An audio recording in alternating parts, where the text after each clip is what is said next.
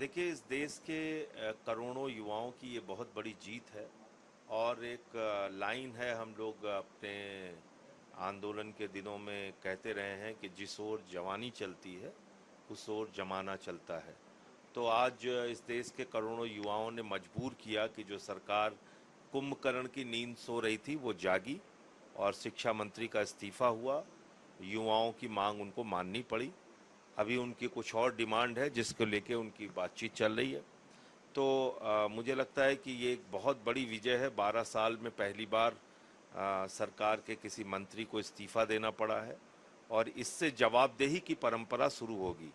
जो भी गलती करेगा उसकी जवाबदेही तय होगी। 21 बच्चों की मौत हो गई पेपर लीक के कारण। ये बहुत बड़ी घटना है, और इस पर कोई जवाबदेही तय ना हो, ये बिल्कुल गलत होता। तो इसलिए ये एक बड़ी जीत है इस देश के नौजवानों की।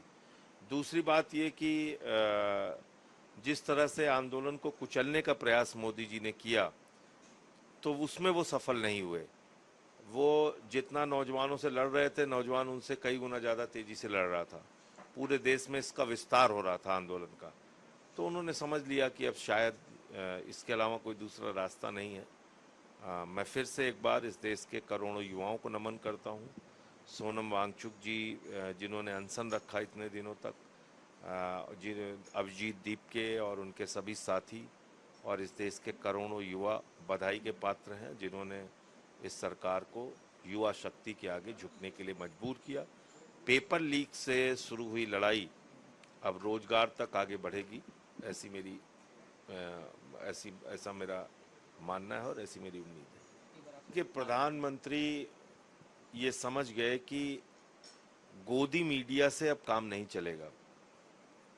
और आपने देखा होगा कि पहले 8 बजे शाम को वो प्रकट होते थे तो सारे टीवी चैनल लाइव करते थे। इस बार वो इस चक्कर में नहीं पड़े, क्योंकि उन्होंने पता कर लिया कि अब तो कोई टीवी चैनल देख ही नहीं रहा है। इस आंदोलन की एक बड़ी विजय ये है कि अब लोगों ने टीवी चैनल देखना छोड़ दिया। इंस्टा देख रहे हैं, एक्स देख रहे हैं, फेसबुक देख रहे हैं, व्हाट्सएप देख रहे हैं।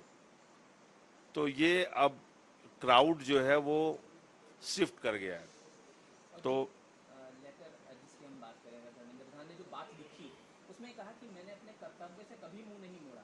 आप क्या प्रतिक्रिया देंगे? और तमाम बातें ठीक है, बोली। उन्होंने अपने पत्र में क्या लिखा उसके बारे में कोई टिप्पणी नहीं करना चाहता।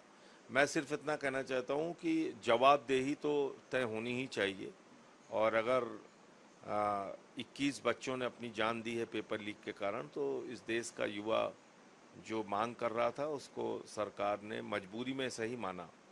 तो अभी एक बात ये तय हो गई कि आप लाठी से इन नौजवानों से नहीं निपट सकते। और दूसरी बात ये भी कि जो ये कायर नेता हैं जो इनके आगे झुक जाते हैं ईडी सीबीआई के डर से, उनको उनके लिए भी एक सबक है कि यार छोटे छोटे बच्चों ने हरा दिया मोदी को, तुम नतमस्तक हो जाते हो इस आदमी के आगे। तुम एकदम कायरों की तरह घुटने टेक देते हो ईडी सीबीआई का डर देख के। तो ये बहुत ही अजीब बात है जो पॉलिटिकल पार्टीज के लीडर्स इस तानाशाह के आगे झुकते हैं।